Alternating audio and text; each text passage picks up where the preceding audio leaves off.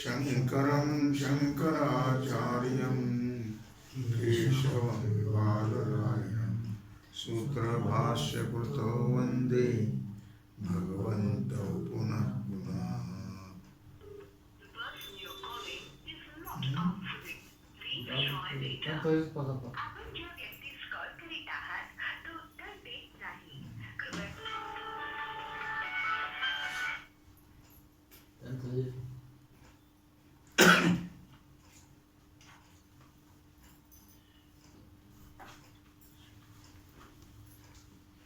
विचारसागर रहस्य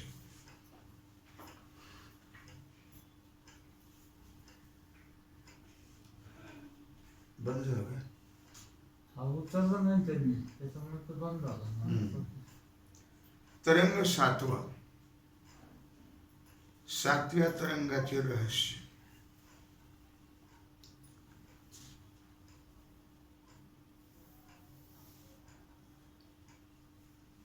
पाठ क्रमांक 109.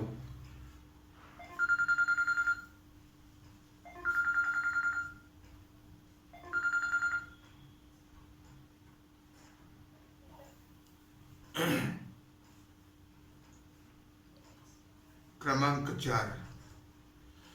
शूद्र स्त्रिया यासही श्रवणामध्ये अधिकार आहे. जर मनुष्य मात्राला मोक्षाकरिता आत्मज्ञानाची इच्छा होण्याचा संभव आहे, तर क्षत्रिय वैश्याप्रमाणे शूद्र आणि स्त्रिया यांना सुद्धा वेदांत श्रवणाचा अधिकार असला पाहिजे.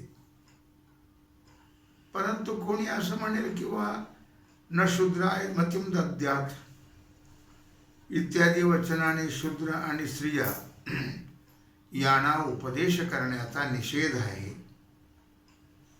शिवाय त्याला ज्ञानेच्छा होण्याचाही संभव नाही, कारण उपदेशा वाचून मनुष्याच्या ठिकाणी विवेकादी उत्पन्न होण्याचा संभव नाही. म्हणून त्यांना ज्ञानाची इच्छाच होणार नाही. बरं, कर्मापासून ज्ञानेच्छा उत्पन्न होईल असं म्हणावं तर त्यास कर्माचा अधिकार नाही. विद्येला उपयोगी होईल अशा कर्माभावामुळे ज्ञानोत्पत्तीच्या श्रवणात त्यास अधिकार नाही असं कोणी म्हणेल तर त्याचं समाधान असं आहे की शूद्र किंवा स्त्रिया चारी वर्णाच्या यास उपनयन नाही, म्हणून त्यांना वेदात अध्ययनाचा अधिकार नाही. यामुळे वेदांत श्रवणामध्ये त्यांना अधिकार नाही हे खरं. तथापि श्रावये चतुरो वर्णान इत्यादी वाक्याने इतिहास पुराणादिकांच्या श्रवणामध्ये स्त्री शूद्रासही अधिकार आहे. न शूद्राय मतिम दद्यात् या वाक्याचा अर्थ असा आहे की वैदिक मंत्राने कर्माचा उपदेश स्त्री शूद्रास करू नये.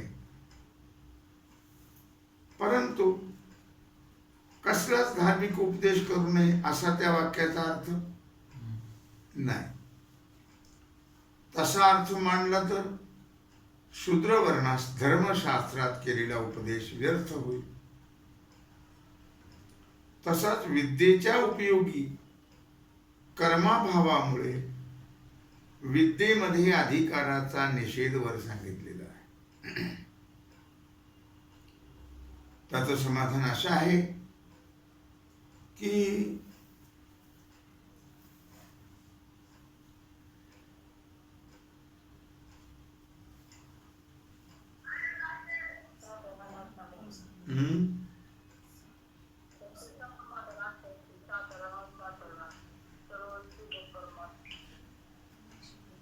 साधारण व असाधारण सर्व शुभ कर्माचा ब्रह्मविद्येमध्ये उपयोग आहे.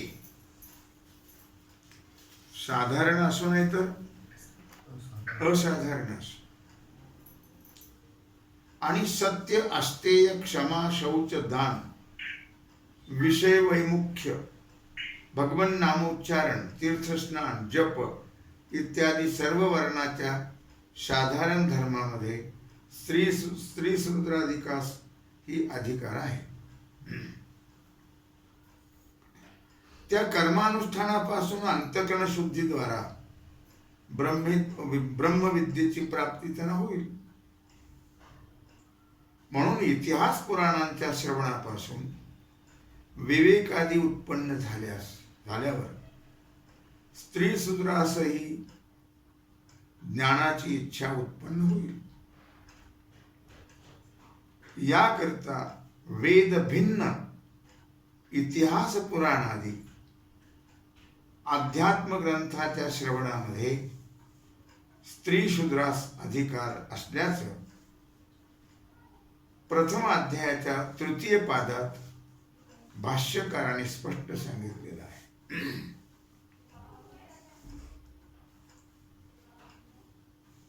पाचवा आकडा. अंत्यजादी मनुष्य मात्रास तत्वज्ञानाचा आणि भक्तीचा अधिकार आहे. 4 वर्णापेक्षा जे बाकीचे खालचे आहेत त्यांना अंत्यज असं म्हणतात. जन्मांतरीच्या उत्तम संस्कारापासून अंत्यजासही ज्ञानेच्छा होणं संभवनीय आहे. पौरुषे वेदवचनापासून ज्ञानद्वारा त्यासही मोक्ष होईल. कारण प्रल्हाद आदी दैत्यांनाही तत्वज्ञान झालेलं प्रसिद्ध आहे. ते अंत्यज आहेत. त्याप्रमाणे कोणत्याही मनुष्याला तत्वज्ञानाचा अधिकार आहे. सकळाशी येथे आहे अधिकार. मात्र या किंवा जन्मांतरीच्या संस्कारापासून विवेक वैराग्यादी साधन संपत्ती असणं आवश्यक आहे. आत्मस्वरूपाचं यथार्थ ज्ञान म्हणजेच तत्वज्ञान. आत्मा प्रत्येक शरीरामध्ये आहेच आणि म्हणून आत्मज्ञान करून घेण्याचं सामर्थ्य प्रत्येक मनुष्यास असलं तरी ज्या शरीरामध्ये दैवी संपत्ती असेल त्यांना तत्वज्ञान होईल ना. आसुरीला कसं होईल? जे मद्यमांसाचं सेवन करतात असुर संपत्ती लोक असतात त्यांना तत्वज्ञान नाही होत. आणि तत्वज्ञान झालं तर ते कासव व्यवहार करणारच नाहीत. मग त्यांना अंत्यजादी जाती प्रतिबंधक होणार नाही. त्याचे उलट आसुरी संपत्ती असलेल्या ब्राह्मण शरीरातही तत्वज्ञान होणार नाही. ब्राह्मणात काही आसुरी संपत्तीवान लोक नाहीत असं नाही, आहेत. मग त्याने होणार नाही. परंतु इतकी गोष्ट खरी आहे की दैवी संपत्ती ब्राह्मणात असणं जास्त संभवनीय आहे. कारण त्यांचा आहार सात्विक असतो. प्रजापालनार्थ क्षत्रिय धर्म असल्यामुळे ब्राह्मणापेक्षा त्यांच्या दैवी संपत्तीचा संभव कमी. त्यांना क्रोध पाहिजे ना प्रजापालन करण्याकरता. प्रजेच्या रक्षणाकरता दुष्ट प्राण्यांची हिंसा करणं ही अहिंसाच आहे. म्हणून दैवी संपत्तीचा असंभव नाही. वैश्याला कृषी वाणिज्यादी त्याने व्यापार धंदा शेती करायची. वैश्याने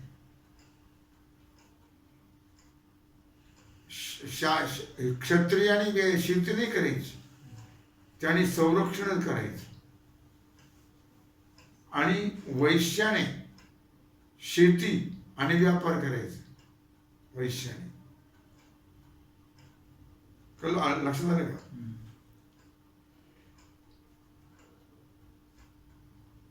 क्षत्रियापेक्षा अधिक शारीरिक व्यापार क्षत्रियापेक्षा अधिक असतात.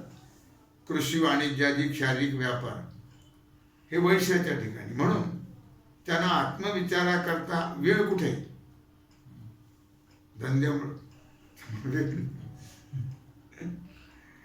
शेती व्यापार काय, तेव्हा त्यांना आत्मविचार करण्याकरता अवकाश असण्याचा संभव कमी. परंतु काही भाग्यवान वैश्यास शारीरिक व्यापारा वाचूनही चरितार्थाची उत्तम सोय असते. म्हणून त्यांना दैवी संपत्ती प्राप्त होणं संभवनीय आहे. काही श्रीमंत असतात लोक, त्यांना काही गरज नाही, मग त्यांच्या ठिकाणी दैवी संपत्ती असणं शक्य आहे. चतुर्थ शूद्र वर्णात त्याचप्रमाणे अंत्यजाती जातीत जरी दैवी संपत्ती असणं फार दुर्बल आहे, तथापि कोणत्याही अंत्यजात दैवी संपत्ती असणार नाही असं मात्र म्हणता येणार नाही. कारण जीवाचं कर्मफल अनंत आहे. कोणाला जन्मांतरीच्या पुण्यसंस्काराने दैवी संपत्तीचा लाभ झाला असेल तर पुराणादिकांच्या विचारापासून शूद्राला आणि प्राकृत ग्रंथाच्या श्रवणापासून अंत्याजादिकासही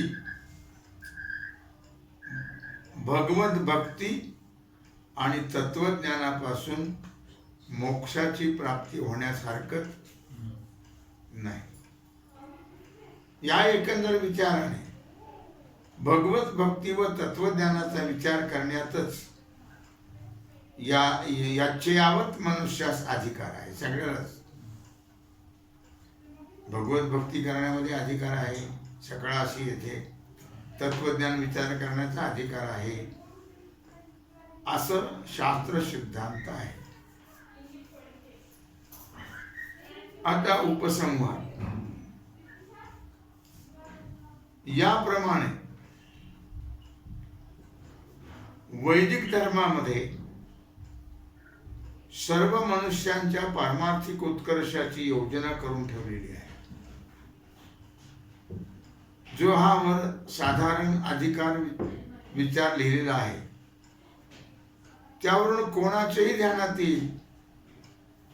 पुष्कळ आधुनिक सुशिक्षित लोकांची अशी कल्पना आहे की जगातील सर्व मनुष्य मात्रावर, हे बघ रे, आमचा एखादी क्लास चालतो म्हणा, बरोबर काय करत आहे सांग द्या.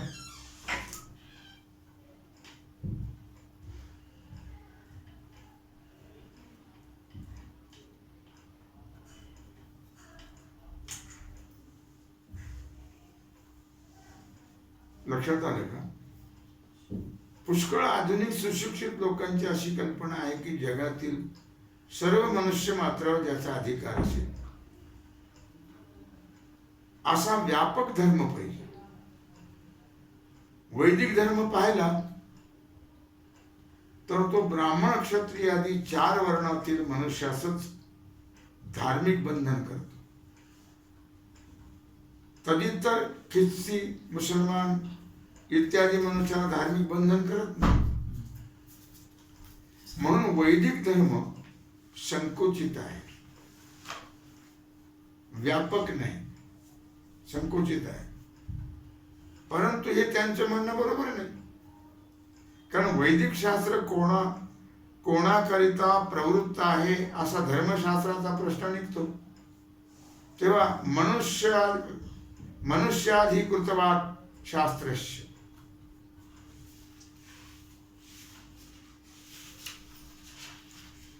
असंच उत्तर येतं. यावरून सर्व मनुष्य मात्राला त्यांच्या त्यांच्या अधिकारानुरूप त्यांच्या कल्याणाकरता उपाय सांगण्यास शास्त्र प्रवृत्त असल्यामुळे अधिकार आहेच. यावर असा प्रश्न येतो की चतुर्वर्ण व्यतिरिक्त इतर लोकांना शास्त्राने काय कर्म सांगितले आहे? 4 वर्ण सोडले तर बाकीच्या. याचं उत्तर वास्तविक वर आहेच, तथापि स्पष्ट खुलासा होण्याकरता याचं उत्तर वेगळ्या पद्धतीनं असं आहे की जगातील सर्व मनुष्यांचा वर्ण चतुष्टयातच अंतर्भाव आहे. ब्राह्मण, क्षत्रिय, वैश्य आणि शूद्र या 4 वर्णात शास्त्रीय संस्कार आणि पवित्र असलेल्या माता पितरापासून उत्पन्न झालेल्या प्रजेचा त्या वर्णात अंतर्भाव असतोच. परंतु भिन्न वर्णामध्ये स्त्री पुरुषांच्या संबंधामुळे किंवा अन्य कारणामुळे अनेक पोट जाती उत्पन्न झालेल्या आहेत. त्यापैकी काही आपल्या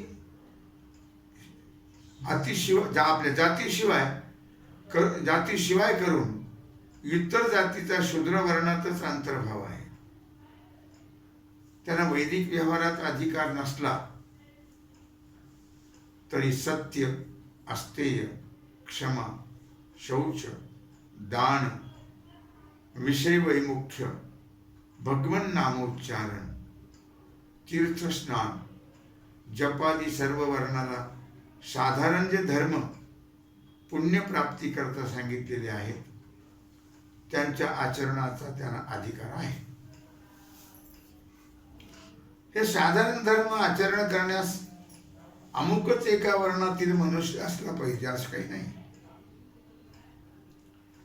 आता तुम्ही ज्यांना इतर धर्मीय समजता त्यासही वर सांगितलेली साधारण धर्मकृत्य करण्यास हरकत नाही. एवढंच नव्हे तर त्यांच्याकरताच ती शास्त्राने सांगितलेली आहे. या रीतीने वैदिक धर्माचा जगातील सर्व मनुष्यावर अधिकार असल्यामुळे वैदिक धर्म संकुचित आहे असं म्हणता येणार नाही. तो व्यापक आहे असंच म्हटलं पाहिजे. बरं, आम्ही म्हणतो त्याप्रमाणे वैदिक धर्म व्यापक मानला नाही. कोणता धर्म व्यापक आहे तो सांगा पाहू. ख्रिस्ती धर्म ख्रिस्तापुरताच आहे. मुसलमानी धर्म मुसलमानापुरताच आहे. अशा रीतीने सर्व धर्माला परिच्छिन्नता मर्यादा येत असल्यामुळे अमुक एक धर्म व्यापक आहे असं तुम्हाला सांगता येणार नाही. उलट वैदिक धर्माशिवाय बाकीचे सर्व धर्म संकुचित आहेत असंच तुम्हाला म्हणावं लागेल. कारण बाकीच्या धर्मातील लोक दुसऱ्या धर्मातील लोकांना आपल्या धर्माची दीक्षा देऊन आपला धर्म व्यापक बनवण्याचा प्रयत्न करीत आहेत. हेच तर त्यांच्या धर्माच्या संकुचितपणाचं द्योतक आहे. अशा प्रकारचा वैदिक धर्म यांचा प्रयत्न आहे का? नाही. ख्रिस्ती मुसलमानी धर्मातील लोकांना दीक्षा देऊन वैदिक धर्मात घेण्याचा प्रयत्न होत असल्याचं तुम्हाला कुठेच दिसणार नाही. आणि तसं करण्याची वैदिक धर्मीयाला आवश्यकताही नाही. कारण वैदिक धर्म मूळचाच व्यापक असून त्याचा मनुष्य मात्रावर अंमल आहे. याच दृष्टीने कबीर, लतीफ मुसलमान वगैरे तुम्ही म्हणता त्याप्रमाणे मुसलमानी धर्मातील साधूला सर्वसाधारण दैवी संपत्तीचे त्यांच्या ठिकाणी वास्तव्य असल्यामुळे वैदिक धर्मीयात त्यांचा समावेश झाला. आजही पुष्कळ मुसलमान कीर्तनकारक पोरं माणसं याचा विचार करा. म्हणजे वैदिक धर्माचे सहज असलेले व्यापकत्व तुमच्या लक्षात येईल. आता मुसलमानातील साधू यांचा वैदिक धर्मात समावेश झाला ही भाषा सुद्धा लोकव्यवहाराला धरून लिहिली आहे. आमच्या दृष्टीने वैदिक धर्माविषयी शिवाय दुसरा धर्मच नाही. यावर कोणी असं म्हणेल की वैदिक धर्माशिवाय दुसरा धर्मच नाही, तर हल्ली पतित परावर्तनाचा जो धडाका चालला हा तो का? याचं उत्तर एवढंच आहे की हिंदू धर्मीयातही अशौचादी आले असता जसं शुद्धीकरण करावं लागतं, त्यातील हा एक प्रकार आहे शुद्धीकरणाचा. अहो पण बाकीचे सर्व लोक असं कुठं मानतात? ते मानत नाही, त्यांना मानत. त्याने तसं मानलं नाही म्हणून त्यांच्यावरील वैदिक धर्माचा अंमल फारच नष्ट होणार आहे. कोणी पिनल कोड मानला नाही म्हणून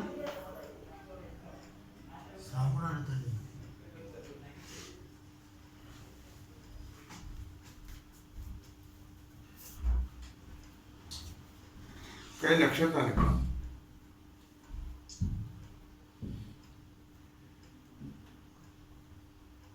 पिनल कोड मांडली नाही म्हणून त्याच्यावरील पिनल कोडाचा अंमल नष्ट होतो का? नाही. किंवा प्रत्येक मनुष्याच्या शरीरावर हवेचा एक मोठा दाब आहे असं शास्त्रज्ञ सिद्ध करतात.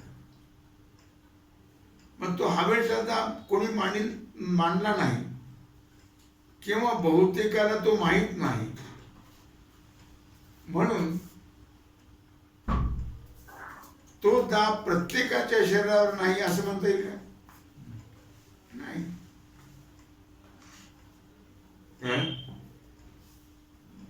इतर धर्मातील लोक वैदिक धर्माचा अधिकार मानित नाहीत याचा विचार तो तर राहू द्या, पण वैदिक धर्मामध्ये जे लोक आहेत ते आणि त्याचप्रमाणे इतर धर्मातील सर्व लोक तरी आपला धर्म कुठे मानतात?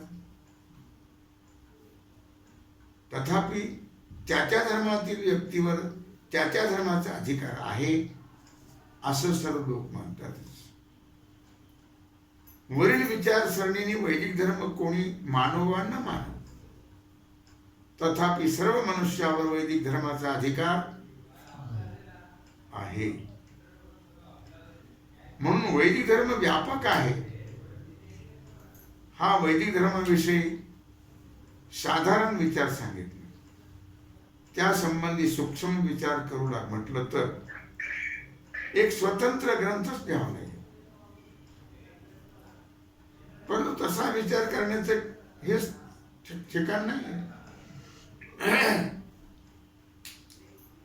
तथापि वर लिहिलेल्या अधिकाराच्या विचारापासून इतकं निश्चित म्हणता येईल की कोणत्याही मनुष्याला वैदिक मार्गाने निरतिशय कल्याण म्हणजे मोक्ष प्राप्त करून घेण्यास अधिकार आहे. परंतु त्यात जी सामग्री लागते ती मात्र ब्राह्मण, क्षत्रिय, वैश्य या तिन्ही वर्णिकास दैवेदिक नित्य नैमित्तिक कर्माचरणाने व इतर सत्य अस्तेयादी साधारण धर्माने सांगितलेली आहे. त्याच्या अनुष्ठानाने संपादन करून अधिकाराप्रमाणे वैदिक वाक्य विचाराने किंवा इतर संस्कृत प्राकृत ग्रंथ विचाराने आत्मज्ञानद्वारा मनुष्य जन्माचं सार्थक करून घ्यावं. वैदिक धर्माचरणास काल अनुकूल नसेल तेव्हा ईश्वर उपासना करण्यास कोणास कसलीच अडचण नसते. त्या ईश्वर उपासनेपासून भगवत प्रसाद होऊन अद्वैत तत्वज्ञानाद्वारा मोक्ष मिळण्यासही कसलाच प्रतिबंध नाहीये.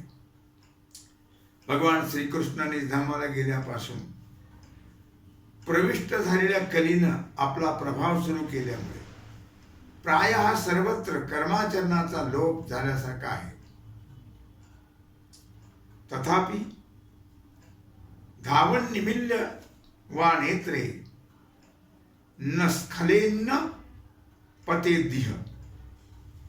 या भागवतातील उक्तीप्रमाणे या भक्ती मार्गाच्या राजरस्त्यावरून डोळे मिटून धावत गेला तरी त्याला ठेस लागणार नाही किंवा पडणार नाही, म्हणजे कुठलीच अडथळा निर्माण होणार नाही. या भक्ती मार्गाच्या राजपंथावरून जाण्यास सर्व वर्ण आश्रम जाती वगैरेची कसलीच अडचण नसून तो सर्व प्राप्त होणं सोपं आहे.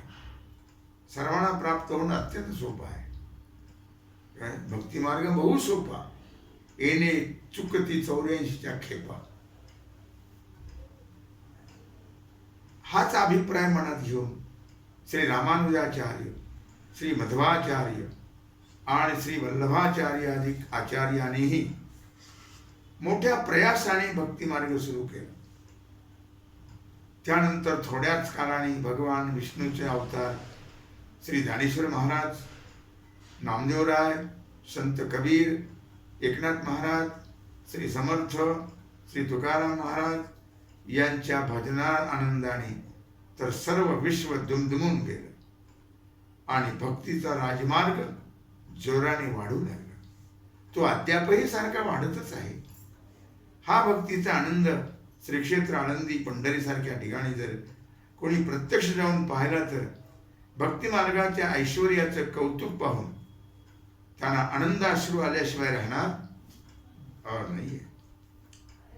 श्री ज्ञानेश्वरादी संत मंडळीने भक्ती मार्गात अद्वैत ब्रह्मतत्वाचे ध्येय निश्चित केल्यामुळे हा भक्ती मार्ग त्या ध्येयास ज्ञेय करून तज्ज्ञानद्वारा प्रारब्ध समाप्तीपर्यंत जीवनमुक्ती आणि देह पडल्यानंतर विदेहमुक्ती प्राप्त करून देण्यास सर्वतोपरी समर्थ आहे. म्हणून सर्वांना तोच शेवले आहे.